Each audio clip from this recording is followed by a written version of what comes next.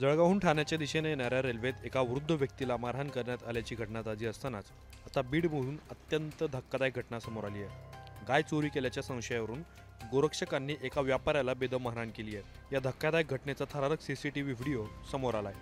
आरोपींनी व्यापाऱ्याला कशी मारहाण केली आणि त्यावर पोलिसांनी काय कारवाई केली याचा देखील खुलासा झालाय।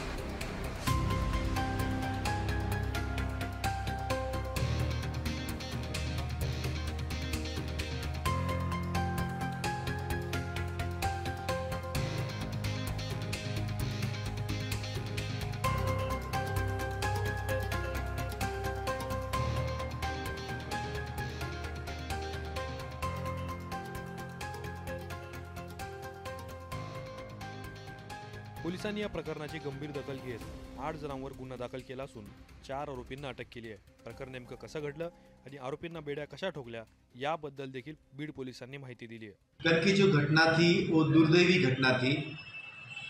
कोई जो खुद को समझते कि हम गाय की रक्षा करने वाले हैं, उन्होंने एक बेगुनाह नौजवान था, अच्छे घराने का था, पढ़ा लिखा था, तो अपनी बीवी के साथ चैटिंग कर रहा था, बीवी के साथ बात कर रहा था। तो एक गाय के बछड़े को देख के उसकी फ़ोटो अपनी बीवी को उसने भेजा, जो गाय के बछड़े को किसी गाड़ी ने थोड़ा सा धक्का दिया था। तो उसे चोर समझा गया और उसको पीटा गया। इसमें कोई जात या धर्म देखा नहीं गया, उसकी पहचान नहीं देखा गई, बस वो चोर है। एक गलत फहमी हो गई, एक गैर समझ हो गया और इन्होंने कानून हाथ में लिया और खुद को पुलिस समझे, थानेदार समझे खुद को यहाँ के, और कानून अपने हाथ में, कानून की लाठी चलाने की कोशिश उन्होंने की। तो ये बहुत गलत बात है। पुलिस ने इसमें बहुत सख्त रही और ऐसा मैसेज हम देने की कोशिश किया कि हम इनको छोड़ेंगे नहीं। तुरंत हमने सभी आरोपी को अरेस्ट किया है, उनको हमने अरेस्ट करके लॉकअप में डाला है और कोर्ट में प्रोड्यूस किया है।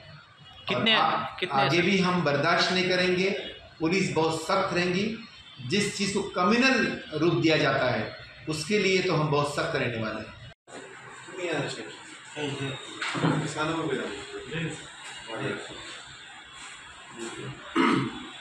या लॉकअपमध्ये कोणालाच नाही भेटलेलं पाहिजे। लोक आहे ना कोणाला भेटेल का जेवण देतात, लफडं झालं जेलात जातात, काही नोंदी नाही, काही परवानगी नाही, तुम्ही काय त्या लॉकअपचे मालक नाही अजिबात भेटून द्यायचं कोणाला।